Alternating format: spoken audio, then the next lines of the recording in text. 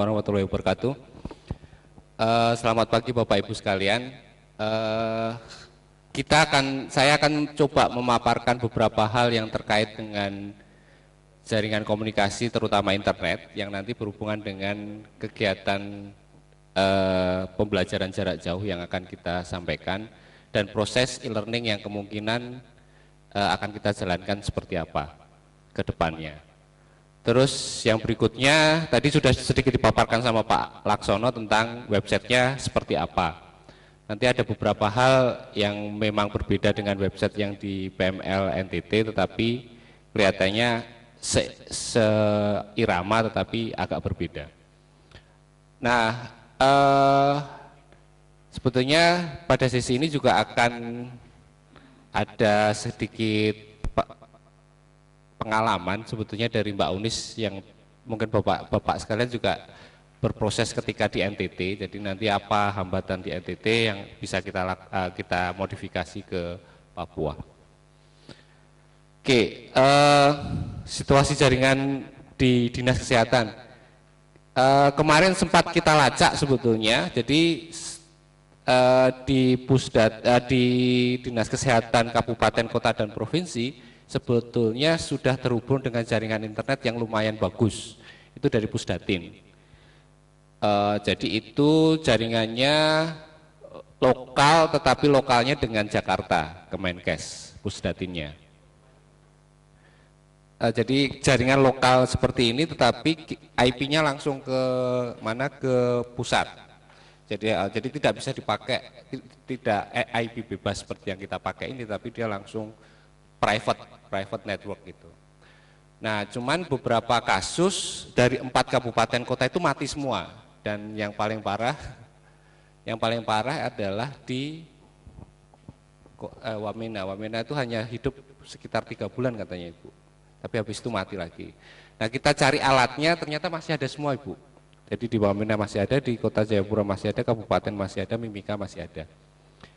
Kabupaten kemarin sudah di-on-kan lagi, sudah bagus jaringannya, sehingga teman-teman di kabupaten bisa mulai memakai dengan jaringan yang lumayan bagus. Cuman yang di kota agak ribet karena harus narik kabel dari kota lama ke kota baru. Jadi dulu sebetulnya waktu di kantor lama itu on juga, tapi begitu pindah kantor kabelnya tidak ditarik. Nah, ini kita akan coba mendorong mereka untuk menarik kabel lagi. Terus kalau di Wamena posisinya kemarin Pak Tony sudah sempat menemui alatnya dan ada fotonya bahwa memang masih ada, tapi di gudang mana saya juga nggak tahu. Oh, di gudang farmasi. Jadi itu sebetulnya masih bisa didorong di-on-kan lagi, karena kita akan juga berhubungan dengan Telkom Pusat dan Telkom dan Pusdatin. Jadi kemungkinan masih bisa dihidupkan kembali. Tinggal Telkom daerah, Telkom di Papua itu tidak bisa bergerak kalau tidak ada order dari Telkom Pusat. Kemarin saya sudah berhubungan dengan Telkom Pusat untuk segera memperbaiki jaringan yang ada di situ. Nah, untuk kepentingan PML ini kita akan menaikkan kapasitasnya menjadi 1 mega, minimal 512 kalau memungkinkan. Katanya Pusdatin oke, tidak ada masalah untuk menaikkan karena semua pengaturan bandwidth-nya ada di pusat, di Kemenkes. Jadi itu sebetulnya oke. Selama ini juga dibayar tapi nggak tahu mati dan nggak bisa dilakukan. Nah, di Mimika itu koneksi internetnya kelihatannya bukan pakai VSAT karena VSAT-nya statusnya mati.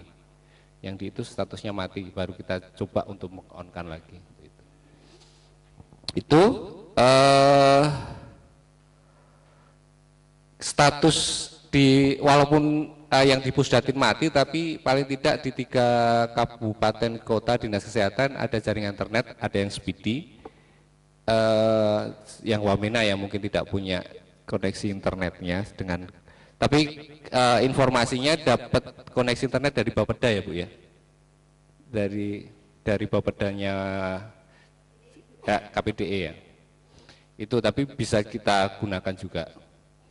Nah, ternyata kalau kita bergantung kepada Telkom Speedy ternyata tidak cukup kuat karena di Telkom Speedy sana tidak bisa memberikan bandwidth lebih dari 386 karena broadband kabelnya yang fiber optik baru sampai Makassar katanya, sehingga tidak bisa memberikan itu menjadi lebih, hanya 386 yang itu pun masih naik turunnya masih cukup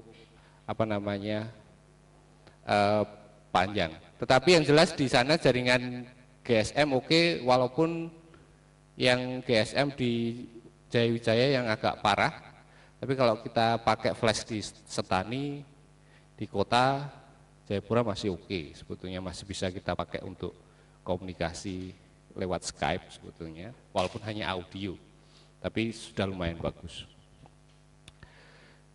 Nah, di situasi jaringan di puskesmas, hampir semua puskesmas belum mempunyai jaringan internet. Saya nggak tahu, ada beberapa mungkin sudah ada, tapi yang kita kunjungi kemarin saya di Wamena dan di beberapa kota belum ada internetnya.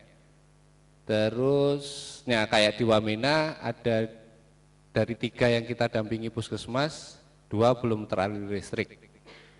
Solar cell-nya mati, solar cell-nya masih ada, tapi baterainya rusak atau tidak ada lagi. Hilang, ya itu tadi masalah dicuri dan lain-lain. Nah, cuman hampir semua puskesmas tidak mempunyai komputer kerja. Yang saya lihat tidak ada komputer kerja, sehingga itu yang mungkin nanti bagaimana kita akan mengolah pembelajaran ini. Tapi yang jelas mudah-mudahan kalau programnya Pak Yosep yang kemarin disampaikan berhasil, akan membangun sampai ke tingkat puskesmas jaringan internetnya di 120 titik, termasuk di rumah sakit dan puskesmas, beberapa puskesmas percontohan.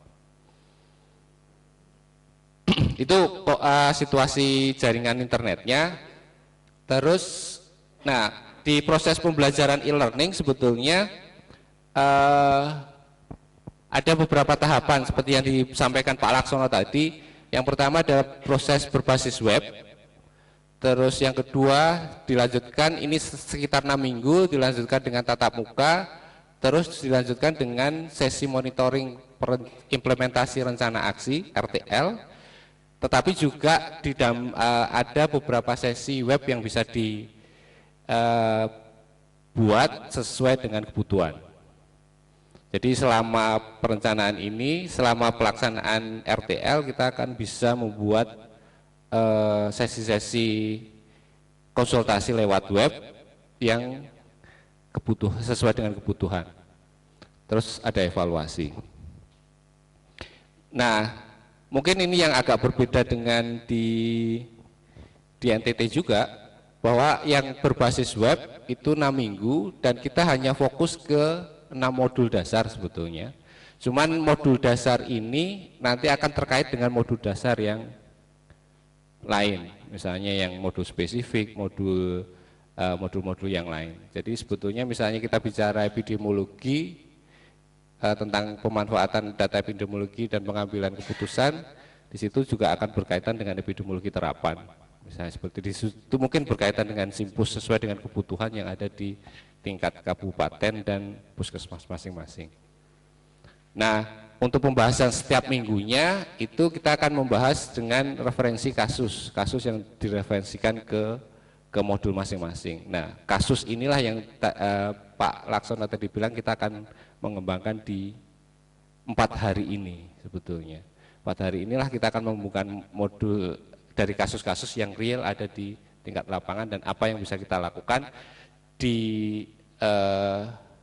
direfleksikan ke beberapa materi dasar yang ada di area modul dasar.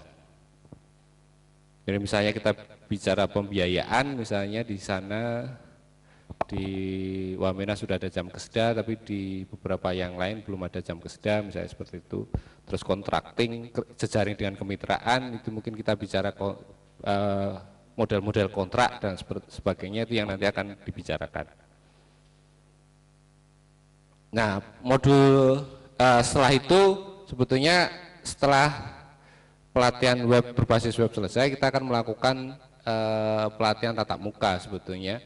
Ada 3 level. kepala dinas, kepala bidang dan puskesmas. Jadi kita akan melakukannya di Papua.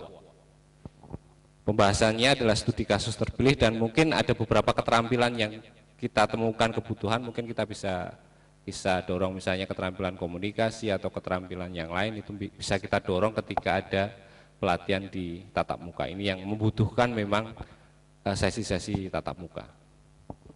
Tidak bisa dipakai jarak jauh misalnya. Itu proses dari 3 e-learning ini, dan nanti ketika setelah saya tatap muka, salah satu keluarannya adalah RTL, rencana tindak lanjut, yang itu bisa kita kerjakan dan kita akan melakukan bersamaan dengan follow up kalau memang ada kebutuhan-kebutuhan pelatihan berbasis web seperti ini. Itu yang terjadi, yang akan kita lakukan. Nah, terus berikutnya ini saya akan ini webnya, jadi ini webnya menjadi seperti web sendiri, tetapi masuk ke dalam manajemen pelayanan kesehatan, tetapi hanya slash saja.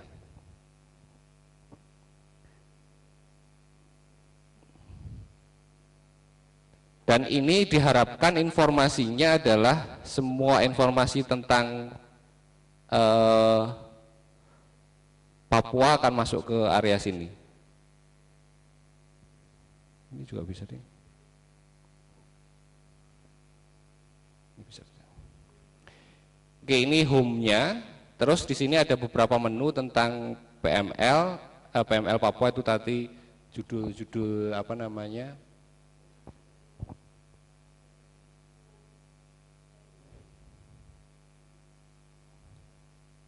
Lambat.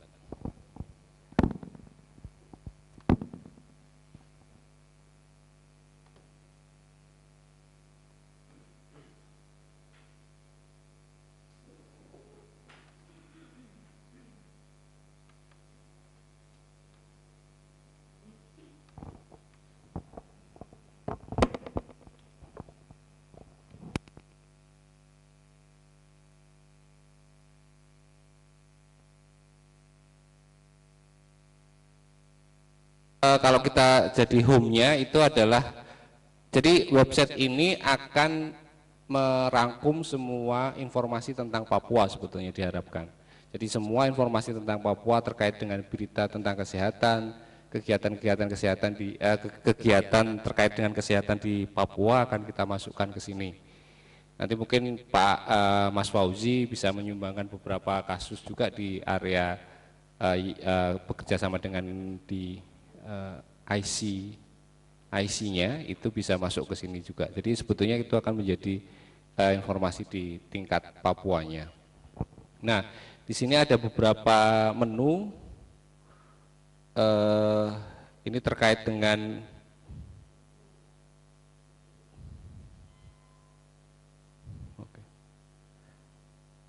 dengan deskripsi programnya. Ini deskripsi proyeknya. Terus yang di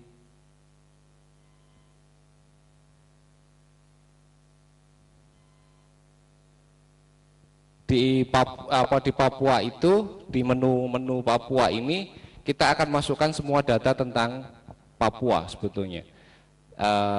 Informasi-informasi tentang data-data tentang Papua kita akan masukkan ke area sini.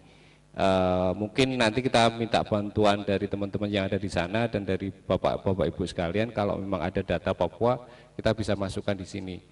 Artinya lebih ke data yang lebih bisa membantu kita untuk memahami tentang Papua seperti apa.